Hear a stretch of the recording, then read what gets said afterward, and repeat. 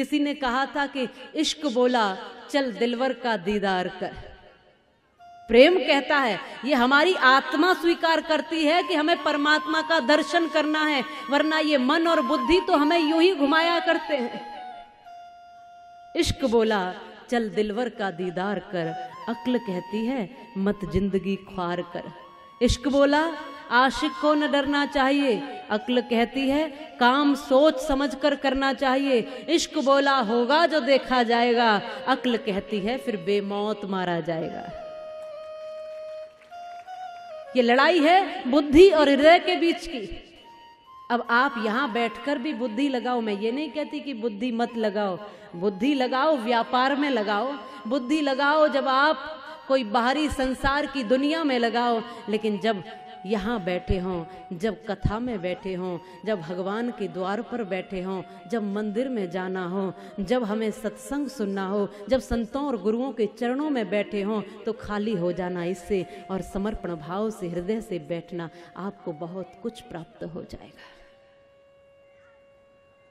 लेकिन हमारी विडंबना ये है कि हम संसार में तो दिल लगाते हैं और भगवान के काम में दिमाग लगाते हैं, सारा दिमाग यहीं चलता है।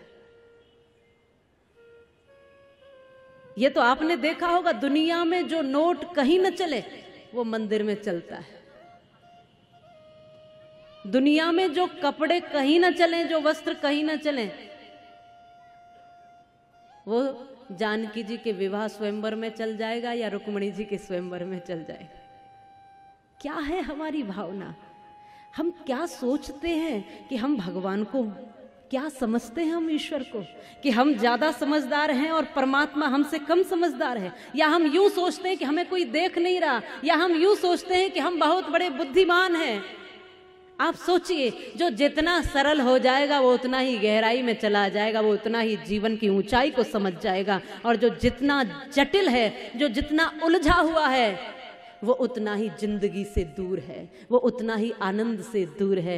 इसलिए सुलझते हुए जीवन जियो, सरल होकर जीवन जियो, आनंदमय होकर जीवन जियो, तो परमात्मा से आप कह पाओगे हम कई जन्मों से प्रभु आपको याद कर रहे हैं, बुला रहे हैं, पुकार रहे हैं, निहार रहे हैं, अब आप हमारे हो जाइए।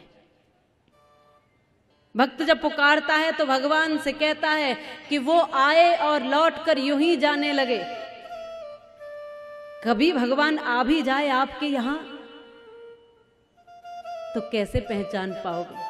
ये भक्त कहता है कि वो आए और लौटकर यूं ही जाने लगे। तब मैंने कहा क्यों लौटकर जाने लगे? जो हती कब मैं वाट कब से आपके शुभ आगमन की, आओ प्रियतम विराजो, शोभा बढ़ाओ इस सदन की। और वो दामन झटक कर चल दिए और यूं कहते हुए, बैठे कहाँ तुम्हारे सदन में जब गैर हैं बैठे हुए, जब जगह ही नहीं।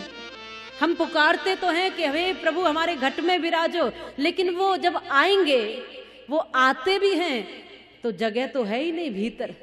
हृदय मंदिर में जगह तो है ही नहीं। काम, क्रोध, ईर्ष्या, लोभ, मोह तमाम पहले ही भर रखा है। वो कहते हैं जब तुम्हारे सदन में बैठने को जगह ही नहीं तो मैं कहाँ विराजूं, मैं कहाँ बैठूं?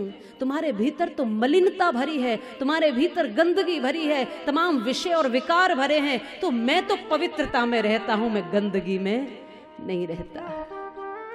कहाँ विराजेगा वो राम जब आएगा?